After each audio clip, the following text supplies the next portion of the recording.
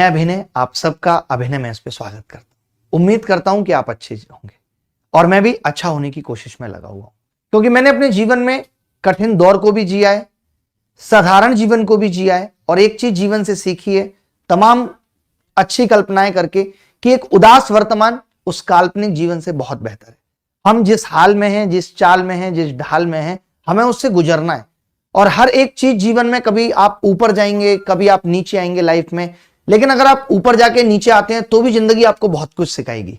आज का हमारा एक छोटा सा टॉपिक भी है क्लास शुरू करने से पहले, जहां मैं ये बताना चाहता हूं कि जीवन में एकाग्रता कैसे हासिल करें, पढ़ाई में रुचि कैसे लेकर आए। देखिए, कोई भी चीज जबरदस्ती नहीं लाई जा सकती। मेरी समझ यह है कि 70% विद्यार्थी ऐसे होते हैं जिनको पढ़ाई में रुचि नहीं होती। 30-35% बच्चों को रहता है। सबके अलग अलग इंटरेस्ट भी होते हैं, किसी को गणित पसंद है, किसी को साइंस पसंद है, लेकिन 70% ऐसे होते हैं जिनको पढ़ाई में रुचि नहीं होती। आप सोचें कि जबरदस्ती एकाग्रता साधने की अगर आप कोशिश कर रहे हैं तो ऐसा कभी नहीं हो पाएगा कि आप कंसंट्रेट हो पाएंगे, क्योंकि जो रुचि आप पैदाइशी लेकर आए वो रुचि आपकी कभी कम नहीं होगी। वो रुचि आपकी जिंदगी भर रहेगी। किसी की गाना गाने की रुचि है, किसी की डांस करने की रुचि है, किसी की क्रिकेट खेलने की रुचि है। जैसे आप देखते भी हैं कि सचिन क्रिकेट के सबसे बेहतर खिलाड़ी हैं, पर वो 10वीं पास भी नहीं थे। हम आज भी बच्चों को एक ऐसे सांचे में ढाल रहे हैं कि बस सरकारी नौकरी, बस सरकारी नौकरी, क्योंकि हमें इजी टास्क है। हमें लगता है कि हमने 8-9 महीने की तैयारी की और आसानी से मिल जाएगी और फिर सरकारी नौकरी में जाके काम भी उतना नहीं करना पड़ेगा, तो सरकारी नौकरी बेस्ट है। लेकिन हर किसी को सरकारी जॉब मिल जाए ये संभव नहीं है, और मुझे ऐसा लगता है कि इसकी जरूरत भी नहीं है। जिस चीज में आपकी रुचि है, आपका इंटरेस्ट है, आपको जो अच्छा लगता है, आप उस काम को करो, क्योंकि एक ही जिंदगी मिली है। और आप उस चीज पे मेहनत करके देखो, फिर आपको पता लगेगा कि कैसे अच्छे परिणाम देखने को मिलते हैं, आप कैसे सफल होते हैं। अगर आज हम देखते हैं कि कितने कितने महान लोग हैं जो अपने स्कूल में फेल हो गए, जो कभी कॉलेज में फेल हो गए, क्या वो महान नहीं बने? जिस व्यक्ति की किसी एक काम में रुचि और वो उस काम में कुछ नया कर दिया, कुछ ऐसा कर दिया जो लोगों के लिए भी बहुत अच्छा है, बेहतर है, तो आप समझ लो कि वो चीज उसको भीड़ से अलग कर देगी और वो उस काम की वजह से बहुत अच्छे तरीके से जाना जाएगा। आप देख लो, इतने वैज्ञानिक थे, इतने आर्टिस्ट हैं जो हार नहीं मानते। एकाग्रता का मतलब मुझे यह लगता है कि आपने अपनी रुचि में कितना प्रयास किया है, आपका जिस चीज में इंटरेस्ट था उसमें आपने प्रयास कितना करा है। अगर मैं अपनी बात करूं, मेरा गणित में इंटरेस्ट था तो मैंने सोचा कि मैं कुछ नई चीज बनाता हूं, मैं वैल्यू पुटिंग को कुछ नए आयाम देता हूं। मैंने देखा था कि मैं कैसे ट्रिग्नोमेट्री या ज्योमेट्री के अंदर एंगल को 0 पुट कर देता हूं, लेकिन जमाने ने नहीं माना। मैं 6 साल अपनी रुचि को देता रहा, लेकिन किसी ने मुझे वो पहचान नहीं दी। लेकिन एक दौर आया 7वें साल, 8वें साल, जब लोगों ने माना कि हाँ, मैं गणित को अलग तरीके से पढ़ाता हूं। एक कहानी आपको बताता हूं। थॉमस एल्वा एडिसन ने 1000 बार एक्सपेरिमेंट प्रयोग किया था और हार नहीं मानी थी। जब उनसे पूछा गया कि आप हर बार एक्सपेरिमेंट में फेल हो रहे हो, तो क्या आपको ये नहीं लग रहा कि आप गलत प्रयास कर रहे हो? जब वो इतनी बार फेल हुए, उन्होंने बताया कि मैं हर एक फेल एक्सपेरिमेंट को लिख रहा हूं, जिससे कि मुझे जरूर पता है कि आगे आने वाली पीढ़ी को यह जरूर पता होगा कि इन सैकड़ों एक्सपेरिमेंट से कभी बल्ब नहीं बन सकता, और वो ऐसा कभी नहीं करेंगे। इसका मतलब कि जो हम असफल होते हैं उससे हम दूसरे लोगों को और खुद को भी एक सीख देते हैं कि ऐसा करने से जीवन में सफलता नहीं मिलती। इसका मतलब आप समझ रहे हो ना? उनकी जिंदगी में एक बात और मशहूर है। जब वो बचपन में स्कूल पढ़ते थे तो स्कूल वालों ने उनकी मां को पत्र लिखकर दिया था, ये बच्चा बहुत नालायक है, ये बुद्धि से मूर्ख है और पढ़ाने का कोई मतलब नहीं है, ये हमारे स्कूल में नहीं पढ़ सकता। उनकी मां ने जब ये थॉमस एल्वा एडिसन को बात बताई तो ये कहकर के बताई कि बेटा, स्कूल वाले कह रहे थे अब तुम्हें पढ़ने की जरूरत नहीं है, तुम पहले से बहुत होशियार हो। सालों बाद जब उनकी मां के गुजर जाने के बाद, जब उन्होंने महान खोज कर ली थी बल्ब की, तो किसी दिन उन्हें वो पत्र मिला। तब उन्होंने उससे पढ़ा और सोचा कि अगर उस वक्त मेरी मां ने मुझे ये बात बता दी होती तो शायद जो मैं आज हूं वो मैं नहीं बन पाता। सारा गेम कॉन्फिडेंस का है कि मैं क्या कर सकता हूं या क्या नहीं। दुनिया आपको गिराने के लिए बैठी है, दुनिया ये बताने के लिए बैठी है कि तू ये नहीं कर सकता। लोग तो मछली को ही ताने देके मार दे रहे हैं कि तू पेड़ पे नहीं चढ़ पा रही। ऐसा हो गया है कि आज मछली, हाथी, बंदर, शेर, घोड़ा, गधा, सबको एक ही एग्जाम देने को कह दिया गया है। सब एक एग्जाम पास नहीं कर सकते।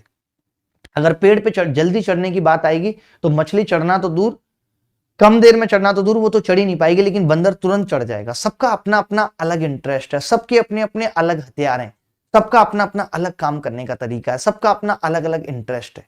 आज भी आप कई उदाहरण देखोगे, बहुत से ऐसे बच्चे हैं जिन्हें इंग्लिश के टीचर या मैथ्स के टीचर कहते थे ये नालायक है, कुछ नहीं कर पाएगा। मैं आपको रिसेंट एग्जाम बताता हूं। एक बैंक के टीचर है और उनके पास वो प्रियंका ग्रेजुएट चाय वाली पढ़ती थी। उन्होंने मुझे बताया कि वो टीचर हमेशा कहते थे कि ये क्लास की सबसे नालायक बच्ची है, ये कुछ नहीं करेगी लाइफ में। आज आप देखो ग्रेजुएट चाय वाली कहां पहुंच गई, उसकी ऑलमोस्ट 100 फ्रेंचाइजी होने वाली हैं अपकमिंग मंथ्स में। और ऐसे कितने भी लोग हैं जिनको टीचर ऐसे कहते थे और वो खेल में अंतरराष्ट्रीय खिलाड़ी बन गए। विराट कोहली को देख लीजिए, वो 10th पास नहीं कर पाए। और कई ऐसे लोग हैं, रणवीर कपूर को देख लीजिए, उनके 10th में बहुत कम मार्क्स आए। तो ऐसे कई लोग हैं। लेकिन हम क्या है ना, इस दुनिया की भीड़ में फंस गए। हम शायद रिश्तेदारों को, मोहल्ले वालों को और पड़ोसियों को ये दिखाने के चक्कर में कि मैं 8 महीने में एक शॉर्ट टर्म ये नौकरी ले लेता हूं और फिर मुझे लगेगा कि मैं बहुत अच्छा कर लूंगा जीवन में। मैंने अपने जीवन से पिछले 3 महीने में ये बात सीखी। मैं बहुत सारे दुखों से गुजरा। खैर मैं उसे दुख नहीं मानता, मैं समझता हूं जीवन का ये संघर्ष है जो रिकवरेबल है, ये वापस लौट जाएगा। मैंने कभी आपको आगे कहा भी नहीं था बहुत सारी दिक्कतें चल रही हैं, अभी भी चल रही हैं, बट मुझे मालूम है कि ये दौर भी गुजर जाएगा, क्योंकि मेरे अंदर हिम्मत है, कॉन्फिडेंस है, मैं हर चीज अपने फेवर में कर सकता हूं। वक्त लगता है, हमेशा वक्त एक सा नहीं रहता। तो मेरे साथ भी वही था कि मेरी जॉब लगी थी, मैं मैथ्स के बारे में सोचता रहता था। मुझे लगता था कि यार जॉब में मेरा इंटरेस्ट नहीं है, मैं गलत फंस गया और मैंने अपने उस डिसीजन को बदला। कई बार हम अपने उस डिसीजन को बदल नहीं पाते। हमें ऐसा लगता है कि अब हम इस राह पे चल दिए तो अब शायद वापस लौट के आना मुश्किल है। जैसे बहुत सारे लोग किसी रिलेशनशिप में फंसे हुए हैं लेकिन वो वापस लौट के नहीं आना चाहते। उनको लगता है कि अब 6 साल हो गए रिश्ते को तो ढोना जरूरी है। ऐसा बिल्कुल भी नहीं है। लाइफ के हर मोमेंट पे आपको यू टर्न मिलेंगे। किसी भी चीज में आप तैयारी कर रहे हैं, आज अगर आपको लगता है कि तैयारी आपके बस की बात नहीं है, आप गलत दिशा में, आप चाहे सिंगिंग में ये मेहनत कर लिए होते, कॉमेडी में ये मेहनत कर लिए होते, तो आपका जीवन आगे निकल जाता। क्योंकि अगर आप आधे अधूरे मन से पढ़ोगे तो एकाग्रता कभी नहीं आएगी। मैं आपको एक छोटा सा एग्जाम्पल देता हूं। अभी मैं कुछ दिन पहले ईसा फाउंडेशन वाले सदगुरु जी महाराज ने हमें बुलाया। हम सुबह 5 बजे की फ्लाइट लेके 9 बजे में वहां पहुंचा। वहां जाके मुझे लगा कि यार यहां ना वर्थ नहीं है, चीजें मेरी समझ से परे हैं, मुझे अच्छा नहीं लग रहा। तो मेरी कल रात की फ्लाइट थी, मैं ये सोच लिया था ठीक है अब तो आ गए तो कल रात की फ्लाइट है लेके आना, लेकिन नहीं, मेरा समय कीमती है, मेरे विचार कीमती हैं, मेरा अपना मन कीमती है कि मैं उसे खुश रख पाता हूं। नहीं, मैंने तुरंत इंस्टेंट डिसीजन लिया कि नहीं मैं अभी वापस आऊंगा, मैं अभी नहीं रुक सकता यहां पे। लेकिन हम यही चीज मिस कर जाते हैं। हमें लगता है कि हम ढालते रहे, हमें लगता है किसी ने कह दिया था कि तू सरकारी नौकरी कभी नहीं करेगा और हम उसके पीछे पड़ गए। तो मैं ये इसलिए बताना चाहता हूं कि अगर आपको लगता है कि आप इसके अलावा कुछ और बेहतर कर सकते थे, आप एक अच्छे प्रोफेसर बन सकते थे या कुछ और आप कर सकते थे अपने जीवन में, तो करिए। क्योंकि बड़े बड़े अभिनेता, बड़े बड़े खिलाड़ी, बड़े बड़े साहित्यकार, बड़े बड़े गीतकारों में से मुश्किल से ही कोई ग्रेजुएट है। आज भी सालों लेके संगीत के शब्दों में हम डूब जाते हैं और कहते हैं यार क्या कमाल लिखा था उन्होंने। तो तुम देखोगे कि उनमें से एक दो को अगर छोड़ दें तो कई लोग ग्रेजुएट भी नहीं है बल्कि 10th फेल है। ऐसे सबकी अपनी खासियत है। पशु पक्षियों की भी खासियत होती है। मछली तैरना जानती है, उसे पानी में रहना पसंद है। जीवन भी पानी से है। आप उससे कहो कि पेड़ पर चढ़ो और बोलो कि ये क्या है, तुम पेड़ पे भी नहीं चढ़ सकती, तो नहीं चढ़ पाएगी। शेर की अपनी खासियत है, हाथी की अपनी खासियत है। सबका अपना अपना नेचर है, सबका अपना अपना व्यवहार है। लेकिन हमारा जो शिक्षा प्रणाली है वो इस चीज का ख्याल नहीं रखती कि सब लोग अलग अलग हैं। हम 60 लोगों को एक ही क्लास में पढ़ा के बैठ के बोलते हैं कि तुम 60 के 60 इंजीनियर बन जाओ, तुम 60 के 60 आईएएस बन जाओ। ऐसा नहीं संभव है। तो आप ये मत सोचिए कि आप एकाग्र नहीं हो पा रहे हैं, आप कंसंट्रेट नहीं हो पा रहे हैं। आप ये भी सोचिए कि आप सही दिशा में हैं या नहीं है। क्योंकि एजुकेशन सिस्टम को नहीं बदल सकते लेकिन खुद को बदलना आसान है। हम खुद को भी तो बदल सकते हैं ना। ऐसा तो नहीं है कि मैंने बीए कर लिया, पिताजी ने कहते हमारा बेटा आईएएस बनेगा और मैं उस राह पे चलने लगा जबकि मेरा आईएएस बनने में कोई इंटरेस्ट ही नहीं है। तो क्या मतलब है उस जीवन का। तो आप सबसे रिक्वेस्ट है कि आपको जो लगता है, आपको जो ठीक लगता है अपने जीवन में वो करिए। हो सकता है कि उसमें वक्त लगेगा लेकिन आप एक एक दिन को जी पाएंगे। क्योंकि अगर सब कुछ खोकर भी अगर कुछ ऐसी चीज पा ली तो भी जीवन में खुशी नहीं है कि आपने अपने जीवन के 3-4 साल पागलों की तरह लिख के रट के इस चीज में लगा दिए कि यार मैं जब अपना पैशन फॉलो करूंगा जब मेरी सरकारी नौकरी लग जाएगी, और उसके बाद हो सकता है कि ना वो आपका पैशन बचा ना आप बचे।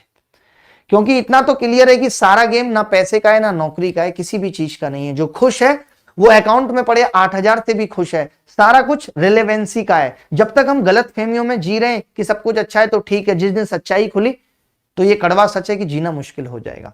तो गलत फहमी इग्नोर करके लोग क्या कह रहे हैं नहीं कह रहे हैं जीते रहिए। क्यों भाई, मैं सही कह रहा हूं। जिस दिन मुझे पता चल जाएगी शोले कैसे बनी थी, रात को गब्बर और धर्मेंद्र बैठ के एक ही कप में दारू पिया करते थे, तो शोले का मजा खत्म हो जाएगा। रात को बसंती और वो सब एक ही होटल में जाके डिनर किया करते थे, तो सब कुछ खत्म हो जाएगा, मजा ही खत्म हो जाएगा उस शोले का। अगर कोई पिक्चर पहले से पता लग जाए कि ये चल कैसे रही है, अगर हम वो फील छोड़ दें जिस वक्त सोनू सूद को सलमान खान मुन्नी वाले मूवी में मार रहा था और हमें लगे अरे ये तो अभी मिलेंगे, हंसेंगे खिलेंगे, झूठा खून है, तो मजा नहीं आएगा मूवी देखने में।